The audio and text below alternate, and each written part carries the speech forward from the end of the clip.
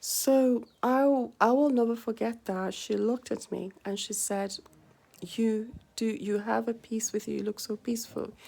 Don't let anyone take your peace." So after about a few months, I noticed she said, "What's happened?" And I said, "I'm traveling again. I've had enough." And she goes, "Yeah, like you need to do what makes you happy." And then she said something to me. She said, she's very, very much high up in the things of God. And she said she sees a lot of visions. She sees a lot. She said, "The thing about you is you're very much like your mother. And that's the reason why you're getting demonic attacks to attack you, because you are like your mother." So she said that don't be fooled by the fact that you're the daughter. She said sometimes it can fall like that in a family. You have one daughter who's so much like the mother. So when the attacks are coming, they come to you. Anyway, so I remember that, and I'll always take away that with me. Like she said, you have a peace. There's a peace that's with you, you know. So yeah, I mean, let's just say this is my good way of saying goodbye to UK. I left before, obviously, and I came back. I mean, a lot of you know I was in accommodation in Wood Green, and I get Universal Credit to help me with paying the monies for, because obviously I got sick and I couldn't work. So they said they found me unfit to work. So they normally would pay. And I remember I was determined to go and start my new life in Zimbabwe. And I did to instruct Universal Credit not to pay the previous house. I mean, you don't get on the phone and instruct a paying body not to pay accommodation if you're planning to hang around and stay in the country. You only do this if you're serious about moving. I mean, I had gone to Zim. I was treated so nice by Prince and his family. So I was like, I finally found where I want to be. I'm happy there, you know, and I can't find that happiness in the UK. That's where I'm happiest, you know? And I was like, I can't be forced. I can't remain where I'm not happy in worshiping God. Like when I worship God in Zimbabwe, I'm so happy. But here there seems to be the restriction there. So I did. I'm the one who told Universal Credit not to pay that house. So and I gave them my notice in July. So they knew that. That's why they didn't say anything. Because I had been determined. I was determined. I was determined. But when I went to Zim, I got bleeding. So I got back and I owed money, so I needed to pay them. So I figured this time when I go, I need to make sure I do a better financial plan so I don't have to come back. And this is what it's about. Like when I go this time, there has to be a better planning. So yeah, and I remember I called PIP as well, Personal Independent Payments. I don't know if everybody knows what that is. And I told them not to pay me anymore. So yeah. And as I said, I think the woman who was on the other end of the phone, she was a bit shocked because I had been with PIP for so many years, you know. So she wasn't keen on letting me go. She was actually quite concerned because I remember she got off the phone and she said, "Are you sure?" And I said, "Yeah." And I had to explain to her I did my payroll course and I passed my exams and now I'm feeling upbeat. I can definitely I can definitely be employed as a payroll officer under supervision. So I don't see why not. I can go into an apprenticeship. I went in every single day and I passed my exam. So I can't see why not. And she was like, and she went up for a while. She went up for ages. I was like, where's she gone? She need to come back. I need to finish this phone call. And then she came back and she said, well, you know, if you ever need to come back, please, you can come back. And we'll always be here for you. And I said, well, I get that, but I should be okay. I remember, I don't know what happened to her. She just ended up coughing for ages and then she went off the phone. But the reason I'm saying this is because it's quite obvious. Like, you know, this is not my first time. And I literally had, you know, as I said, some people thought that the previous accommodation kicked me out. No, what they did was a formality, okay? When you're leaving a property that you have attained in that manner, you do have to, they do give you your notice to a solicitor and they do say, well, you've got to leave by a particular time. It is a formality. So if you ever want to jump it or go against it. You can readdress it through the solicitor. I think it's just the way they do it to cover themselves. That notice, everything came at a very good time for me because I was actually very excited about it because I had given my notice already. So finally, we all came to an agreement like, perfect, I'm leaving. And finally, I have left the property. And so I gave them the notice, and then they came back to say through the solicitors, this is when you should leave. And that was fine. And I was at my stepfather's house at the time, and I just got them to, in Ireland at the time, so I got them to get everything in the storage and put everything, in the storage. I didn't even bother coming back into the country for that because I just wanted, to be honest, it was so close for me to put everything in the skip. Then I remembered, okay, I do have a TV. I have a humidifier. I've got a few bits and bobs. I might want to save those. But I absolutely hated that place to the point where I was about to pay for a skip just to empty the whole lot in and throw it away. That's how much I hated that place because it represented where the asthma got so bad. So that's all it was. It was a place where the asthma got really, really bad. And the everything got a lot worse. So that's all it became in the end.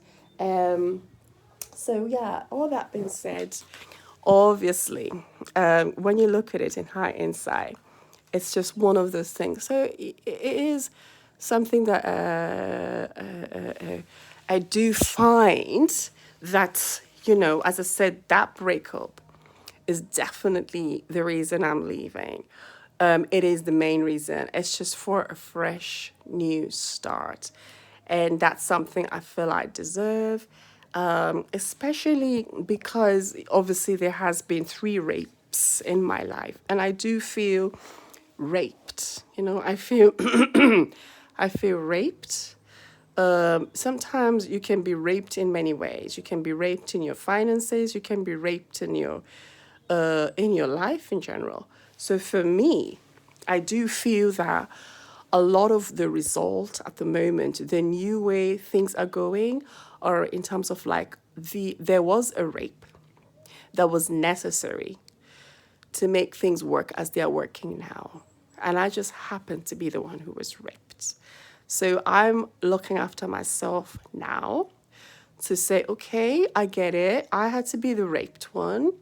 I have now I have healing that I have to go through because of that, because things are working. Things are working now, but things are working for other people. Things are working, but then there was a person who had to be raped for things to work. And that person is obviously being cast away, put away from society, put away somewhere where nobody knows.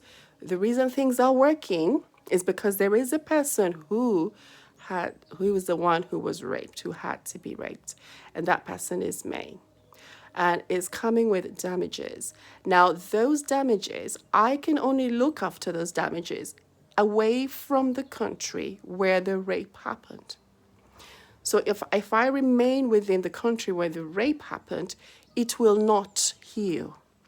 Because if things are working out of a rape, the same effects and the same things that actually brought about the rape, what the rape was, the function of that rape will keep repeating itself and causing more damage to myself. So the other way and the only way to basically get healing from the damage that the rape has caused, the rape caused, is to come out of the country where the rape happened, for me, my particular position, and then go to a country where the rape didn't happen and seek the healing through the ministry, through God, through the church. And that's how the healing will start. Remaining in the country where the rape has happened. Remember now the rape has brought about things now are working because the rape had to happen. I'm the one who had to be raped for things to work. But because that's not something that anybody wants to, sometimes it's like, okay, it's a big one to take in. You don't want to be the one who has to be raped for things to work, you know?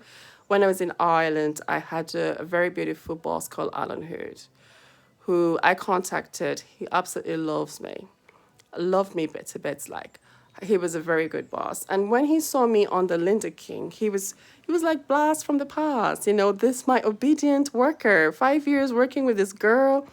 I mean, his references would be amazing because he'd have so many nice things to say to me. He'd say me, "Don't lie," you know. I'd be there until I was working in Aviva and figures for him for all the years, like, you know. So he is a very good guy, and it's a pity I haven't been able to contact him back again. I might contact him when I'm in Zimbabwe, just to say a quick hi. But he's the kind of person I'm able to get a reference from. These are the type of people who are in connection with, who understand me. They don't need another person to tell them anything about me because they say, no, I know her very well. So I'm not going to taking anything new you're saying about this person because I've worked with her. And that's Alan Hood. You know, I says, no, I know who you're talking about. I know them. And so that's why, I don't know why I thought, let me mention that name. But when it comes to the relationship, as I said, relationships are fickle things. You know, they can come in and really, really, completely tatter your image. If you're not careful, a relationship can tatter. You've had an absolute immaculate, the image you've had has been long-standing good. And then you have a relationship and it tatters everything. And people begin to doubt who you are. They begin to doubt what you're about, to doubt your purpose, to doubt what you've... And yet, before this, whatever it is, came about, they were in full confidence of who you are, you know? And so what I'm saying is, I'm just happy that the damage that the rape did bring is not going to be continuing. I think I think that is what it's about for me. So it's like, yeah, I was raped. Yeah, I had to go through all these things, but it's not going to be going on. Like, the worst thing is to allow a rapist or the damaging effects of what happened to me to now continue happening every single day, because then that would mean that process is ongoing. So that's the good thing about it. Now, so this is a quick video just to say, I just take care of yourselves. And anybody that I met in the UK and you've been kind to me, I just want to say thank you.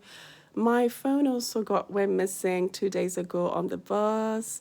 I was charging it, I left it there, so I'm hoping that it turns up. I've put in a lost and found, lost property thing. Obviously, I got it as a present, so I'll get it again from the same person again as a present. But what can I do? The phone's, it's gone missing. And as I said, I left it on the bus. These things happen. It was like we were on buses 2 days ago, and they terminated 3 times. So we were kicked out of the bus 3 times, and then we had to get another bus. Like, I've never had that happen to me before. I've had diversions. But it does happen that you get terminated, but not 3 times on the same day. That was a law. I mean, every bus I was getting in, like, the bus is terminating here. The bus is terminating here. The bus is terminating here. I'm like, what is it? We even terminated, like, 1 stop before my stop, Streatham. And I thought, it's just another stop to my stop. Why are we stopping here? Like, what are we supposed to do? And everyone's like, well, we're just going to have to stop then. I thought it was absolutely hilarious, but it wasn't that funny, because I was charging my iPhone, and I was charging a Samsung, and I was charging my tablet. Obviously, the tablet I brought with me, and my iPhone I left my Samsung, and only because I had the Samsung charging on the chair in front of me. So a bit greedy I am. I don't know if I'm greedy, but I was like, can't believe I've done that. And then I got off the bus and I thought, I don't do this often. Get on the buses and charge 3 things at the same time, and then end up taking the 2 that I was sitting with and forgetting the one that I put in front of me.